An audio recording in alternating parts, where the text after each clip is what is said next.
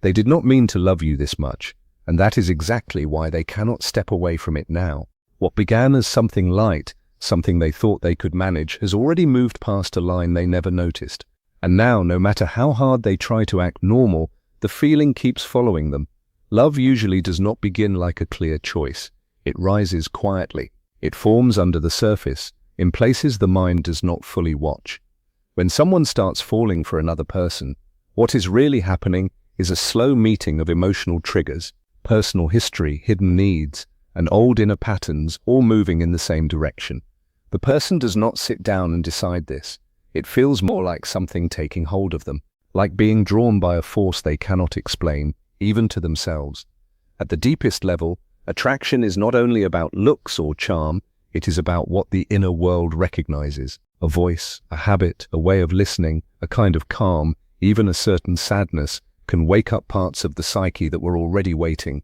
Those parts are often tied to early memories, unfinished attachments, or quiet dreams of closeness. So when someone reflects those old inner shapes without knowing it, the mind reads it as familiar, powerful, even special. That is why love can start before intention ever appears. The conscious mind may still think this is casual, just conversation, just passing interest. But beneath that, the emotional mind has already begun building a bond. Stay with this, because this is where everything starts changing. Emotional attachment often begins long before a person can clearly admit what is happening. The mind does not build connection in a neat straight line. It builds it through repeated small moments, almost invisible ones, that gather weight in silence, a glance that lingers, a conversation that feels easy, a moment of being understood without needing to explain every detail. Each of these seems minor on its own, but together they start shaping an inner map, a pattern of safety, interest, and emotional pull. While the thinking mind may still label the bond as friendly, uncertain, or unimportant, the deeper emotional system is already recording something else. It is noticing comfort. It is noticing relief. It is noticing that this person affects the nervous system in a way others do not. At first the change is subtle. It shows up as more attention, more sensitivity, more awareness of whether that person is near or far. And what makes this stronger is not only warmth, it is also inconsistency. A little closeness followed by distance often leaves a deeper mark than steady attention does. The mind starts trying to solve the emotional puzzle, and that effort alone makes the bond grow. So attachment is not built only by happy moments. It is also built by tension, by uncertainty, by what has not yet been answered. By the time a person realizes they are emotionally invested, the structure is already there. The feeling did not appear in one sudden instant. It surfaced after growing quietly for a long time. That is why people often believe they fell all at once, when in truth they were being changed little by little. And once you see that, you start to understand why walking away feels so much harder than it should. The psyche naturally resists anything that shakes its balance, even when that thing is deeply wanted. So when someone begins to feel a strong pull toward another person, a conflict starts almost immediately. One part moves closer. Another part wants to protect the self from disruption. The thinking mind may call it curiosity or interest, but deeper inside, the system feels the threat of instability. That is where resistance begins, not because the other person is unwanted, but because the emotional impact is too strong to fit neatly into the old inner order. Attraction can wake up parts of the self that had stayed hidden for years: vulnerability, need, dependence, longing, even the wish to be fully seen. These are not light things. They challenge the image a person has built of being controlled, self-contained, and safe. So the mind reacts. It may minimize what it feels. It may create distance. It may explain everything away, but that does not mean the desire is weak. It means the feeling is exposing something real. And real feeling is hard to manage when it touches old pain or old emptiness. This is why intense attraction can feel confusing. A person may think the problem is the timing, the situation, or the other person's behavior, but often the true problem is that the feeling reveals too much. It opens a door the person was not ready to open, so they hesitate, they withdraw, they act cold. Then they return in thought again and again. Do not miss this part. Resistance is not the opposite of feeling. Very often, it is proof of it. It is what happens when emotion becomes too powerful to slide smoothly into the identity someone thought they understood. When the emotional charge gets too strong, it can wake up fear, even if the experience feels beautiful at the same time. This fear does not begin in logic, it begins in the nervous system. Intensity itself can be read as danger, so what feels like closeness on one level can feel like overload on another. That is how a split appears between desire and avoidance. The human mind likes control, it likes predictability, it likes knowing where it stands. But when someone enters another person's emotional world in a deep way, that inner order starts to shift. Thoughts become more frequent, attention becomes more fixed, reactions become harder to manage. At first, this may feel exciting, alive, electric, but soon it can start feeling unsettling because it interrupts the old balance. Fear does not always look dramatic. More often it appears as hesitation, overthinking, emotional distance, mixed signals, or sudden silence. The person may not even know what they are afraid of. They only feel that something inside them is no longer steady, and that unsteadiness feels risky. Even positive emotion can trigger defense if it arrives with enough force. The psyche does not quickly separate safe intensity from threatening intensity. It responds first to size. If the feeling is too strong, too fast, or too consuming, the instinct may be to step back. Not because the bond is meaningless, but because the system cannot process its scale. This creates one of the deepest relationship paradoxes.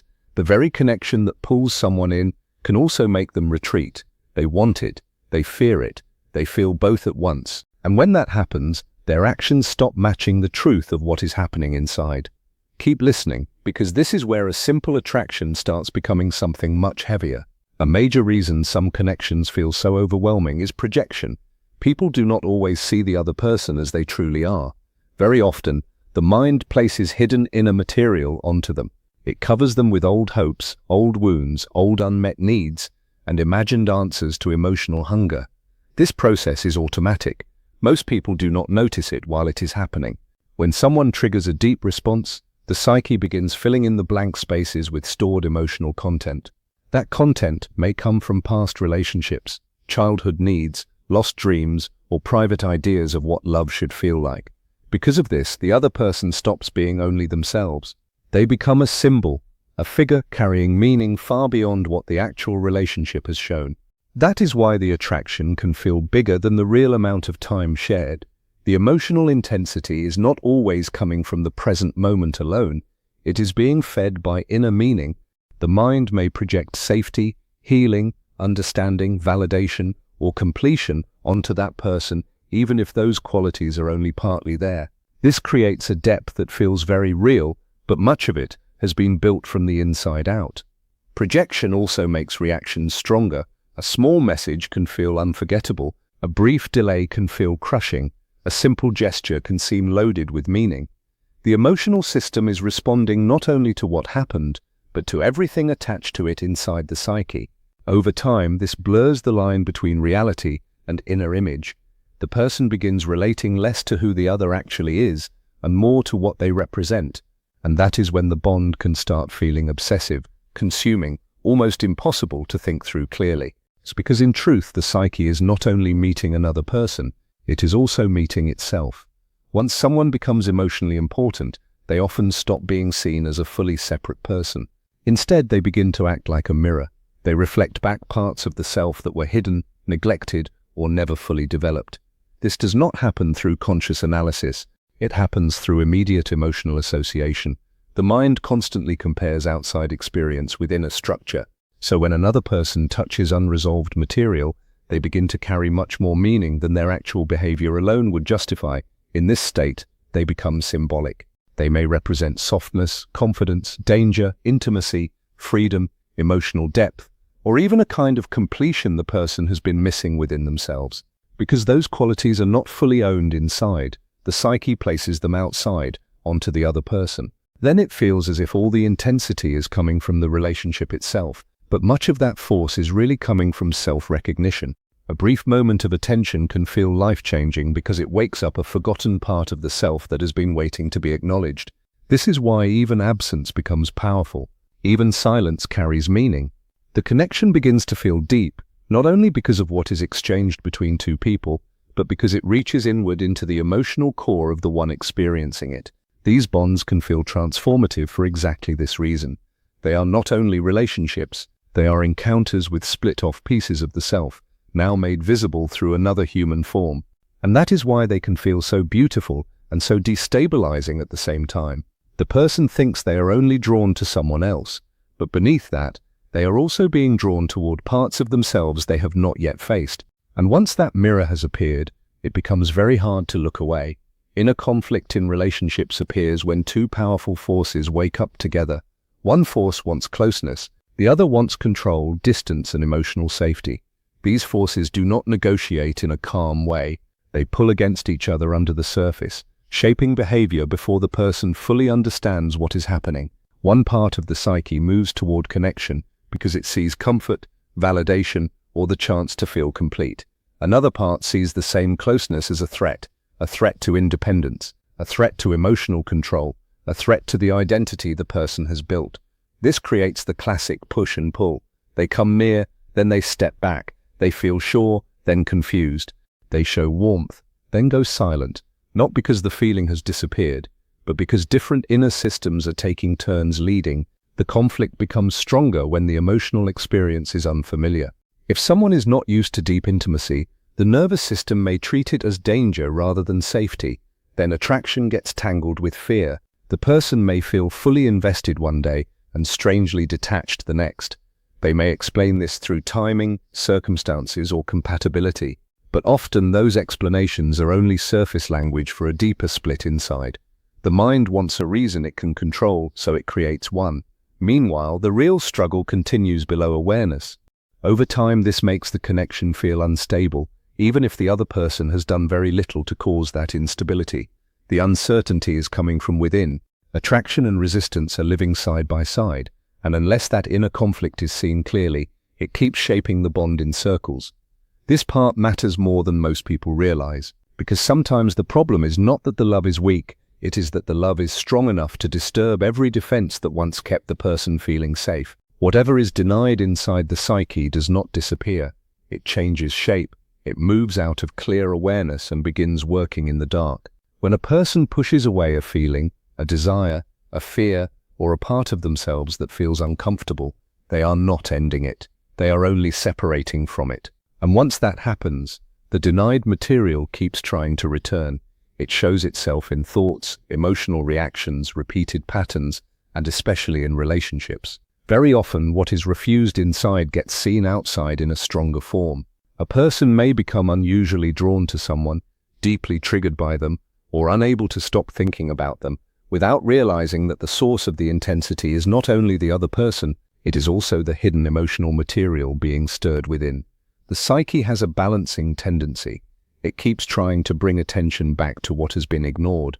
The more tightly something is denied, the more pressure it creates under the surface. That pressure can become obsession, fixation, confusion, and endless mental replay. The mind circles the same person because the deeper issue has not yet been understood. Denial also distorts perception. Instead of seeing an emotional state as partly internal, the person experiences it as if it is being caused entirely by the outside world. So the other person becomes loaded with meaning that really belongs to the inner world. The result is stronger emotion but weaker understanding. And with time, what was denied gains even more power simply because it remains unseen. The psyche does not keep quiet forever. It keeps sending signals, through discomfort, through repetition, through connections that feel impossible to ignore. So when someone cannot stop returning in your thoughts, the question is not only what they mean to you on the outside, the deeper question is what they have awakened on the inside that has been waiting far too long to be noticed. Love often carries a strange effect. It weakens the feeling of being in full control, even when the experience is wanted. Control here is not only about actions, it is about inner regulation, the sense that your thoughts, feelings, and attention still belong neatly to you. But once attachment becomes strong, that stability begins to shift. The inner world starts orbiting something beyond itself. Thoughts repeat, attention narrows, emotional reactions grow sharper. The mind no longer moves in its usual balanced rhythm. Instead, it starts circling one person, one memory, one possibility. This can feel deeply uncomfortable because the human mind is built to prefer order. It wants coherence. It wants predictability. When strong attachment breaks that pattern, people often feel like they are no longer fully directing their own emotional life. Even beautiful feelings can create this effect if they are intense enough. What makes it stronger is how spontaneous it feels. Emotion rises without permission. A memory appears and changes the whole mood. A pause in communication suddenly affects the body. A small sign of closeness brings relief. None of this is planned, and that is exactly why it feels so powerful. It seems as if emotion is happening to the person instead of being made by them, so love begins to feel less like a choice and more like a condition, something immersive, something that enters and rearranges the inner space. Then comes the tension. One part seeks closeness, because closeness brings emotional reward. Another part tries to recover control by stepping back, analyzing, or numbing out. This back and forth only deepens the feeling that control has been reduced. The person is no longer standing in a calm, self-directed emotional world. They are moving inside a shifting atmosphere created by attachment. And once that atmosphere takes over, pretending nothing happened becomes almost impossible. Real transformation starts when a person is forced to face feelings they cannot easily avoid, explain away, or manage. These moments do not feel graceful. They feel disruptive. They shake the structure of how someone has understood themselves for a very long time. When a connection becomes emotionally intense, it begins to wake up contradictions inside the psyche. A person can feel desire and fear together, attraction and resistance, hope and confusion. None of this is random. It means deeper layers are being touched. The conscious mind wants clean answers, but the emotional world rarely moves that way. It brings opposites to the surface at once, and that tension becomes the place where change begins. Once these deeper reactions are active, the psyche cannot simply return to its old state. Something has been exposed, something has been felt too clearly, so reflection begins, even if the person does not want it to. They start questioning why they react this way, why they attach this way, why this one connection feels different from all the others. Even avoidance becomes revealing, because what a person avoids often shows where the emotional charge is strongest. Over time, repeated contact with these charged experiences begins softening rigid inner patterns. The person slowly sees that their reactions are not caused only by outside events. They are also shaped by memory, interpretation, old hunger, and old fear. That shift matters. It moves attention inward. It creates understanding where there was only confusion before. Transformation does not happen in one dramatic moment. It happens gradually, through repeated emotional impact that cannot be fully dismissed. Each encounter brings more awareness. Each wave of discomfort reveals another hidden piece. The psyche starts reorganizing itself, integrating what used to be split apart. And that process changes perception, behavior, and emotional capacity little by little, often before the person fully realizes how much they have already changed. By the time someone becomes fully aware of a deep connection, the bond has usually already been built. Awareness is late. It does not start the process. It arrives after the process has been unfolding in silence for a long time. Emotional bonds are not created in the instant we name them. They are formed through repeated moments, subtle interpretations, emotional echoes, and unconscious associations that do not ask for permission. Every interaction leaves a layer. Attention leaves a layer. Absence leaves a layer. Intensity leaves a layer. Being understood leaves a layer. None of these need conscious approval to matter. They settle into memory and shape expectation. They organize feeling before thought can clearly describe what is happening. So when awareness finally appears, it feels sudden only because the person had not been watching closely. The emotional system had already adapted. It had already started making room for the other person. It had already begun arranging thoughts, reactions, and inner focus around them. The conscious mind simply arrives late to witness what the deeper self has already been building. That is why realization often feels heavy, almost irreversible. Not because the feeling was born in that moment, but because its full weight becomes visible at once. And when that happens, a person may believe they are now deciding what to feel, but most of the structure is already there. They are not standing at the beginning. They are standing inside something that has already taken shape. And this is the part few people want to admit. The heart had moved long before the mind caught up. The attachment was already alive. The inner world had already changed. So the real shock is not that the feeling exists. The real shock is realizing how much happened before awareness ever said a word. That is why some people cannot simply turn the feeling off, no matter how much they try to sound logical, distant, or in control. The attachment has roots now. It lives in memory, in expectation, in body response, in the private rhythm of thought. It follows them into silence. It shows up in moments that should have been ordinary. A song, a late-night thought, a face in a crowd that almost looks like yours. They may tell themselves it is nothing. They may say they are only distracted, only tired, only thinking too much. But deep inside, the truth is heavier. The bond formed before they knew how to stop it. And now they are dealing not with a passing feeling, but with a whole emotional structure that has already settled into place. That is why they keep returning in thought. That is why distance does not always create peace. That is why even when they leave physically, something of them keeps moving back inwardly. If this feels intense, it is because it is. Not dramatic, not imaginary, just human. The mind can resist what it feels, but resistance does not erase meaning. It only proves the meaning has become strong enough to disturb the old order. And once a connection reaches that depth, it begins asking for something more than denial. It asks for honesty. It asks for awareness. It asks the person to face what has been built in secret, piece by piece, under the surface of daily life. So if they never expected to love you this much, that may be exactly why it now feels impossible to escape. They did not plan it. They did not control it. They did not even fully see it while it was happening. But now it is here, fully formed, quietly powerful. And whether they move closer or pull away, they cannot deny one thing anymore. Something inside them has already changed, and it may be far too late to pretend otherwise.